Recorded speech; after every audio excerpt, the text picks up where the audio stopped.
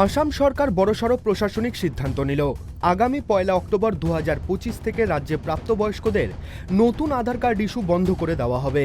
মুখ্যমন্ত্রী হিমন্ত বিশ্ব শর্মা বুধবার গুয়াহাটিতে এক সাংবাদিক সম্মেলনে এই সিদ্ধান্তের কথা জানান।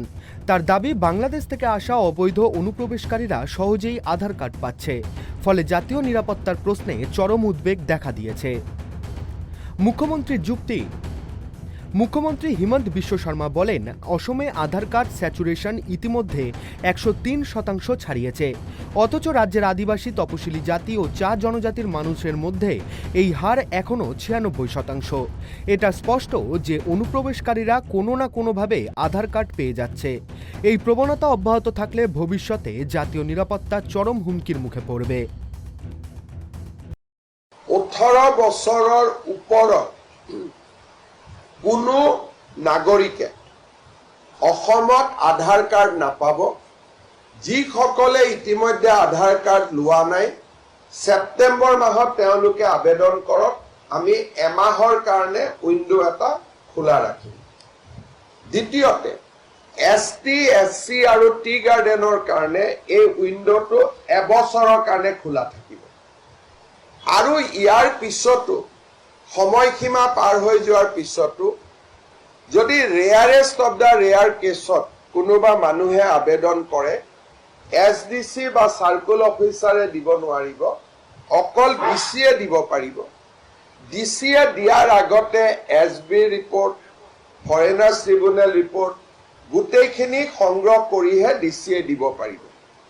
আৰু আমাৰ আধাৰ স্যাচুৰেশ্যন ইজ 103%।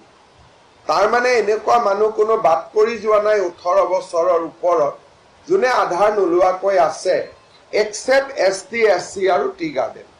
বাকী সকলোৱে আধাৰ লৈছে। চতুৰ্থতে, যি ধৰণে আমি বাংলাদেশী নাগৰিকক আবদ্ধ কৰিছো, 100% আমি যিহেতু কৰিব পাৰিছো বুলি ভবা নাই, গতিকে এই ক্ষেত্ৰত যিকোনো মানুহে নাগৰিকত্ব যাতে আধাৰৰ জৰিয়তে ল'ব নোৱাৰে। তাই অসম সরকারের সিদ্ধান্ত, সাধারণ প্রাপ্তবয়স্কদের জন্য নতুন আধার কার্ড আর ইস্যু করা হবে না। কারা পাবেন না। এই নতুন নির্দেশিকা অনুযায়ী সাধারণ প্রাপ্তবয়স্ক নাগরিক 1 অক্টোবর 2025 থেকে নতুন আধার কার্ড পাবেন না। SC, ST ও চা জনজাতির নাগরিক তারা 2026 সালের অক্টোবর পর্যন্ত আধার কার্ডের জন্য আবেদন করতে পারবেন। বিশেষ ব্যতিক্রম, বিরলের মধ্যে বিরলতম ক্ষেত্রে, অর্থাৎ যাদের ক্ষেত্রে আধার দেওয়া একান্ত জরুরি, তাদের আবেদন বিবেচনা করা হবে জেলা শাসকের মাধ্যমে। আধার পেতে গেলে কি করতে হবে? নতুন নিয়ম অনুযায়ী কেউ যদি 1 অক্টোবরের পর আধারের জন্য আবেদন করতে চান, তাকে জেলা শাসকের দপ্তরে লিখিত আবেদন জানাতে হবে। প্রাথমিক যাচাইয়ের পর প্রয়োজন হলে আবেদনকারী সম্পর্কে স্পেশাল ব্রাঞ্চ এবং ফরেনার্স ট্রাইব্যুনালের মতামত নেওয়া হবে। অনুমোদন পাওয়া গেলেই কেবল আধার ইস্যু করা হবে। জুন মাসেই ইঙ্গিত দিয়েছিল সরকার।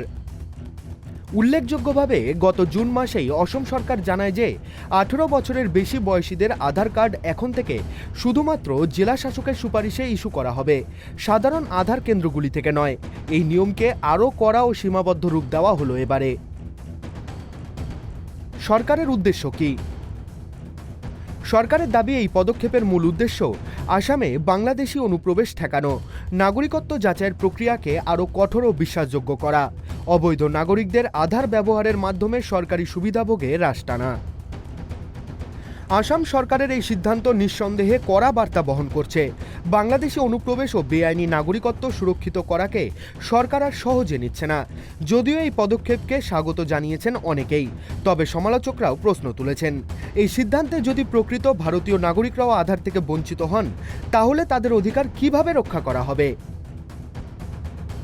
Bureau report, tribe TV Bangla.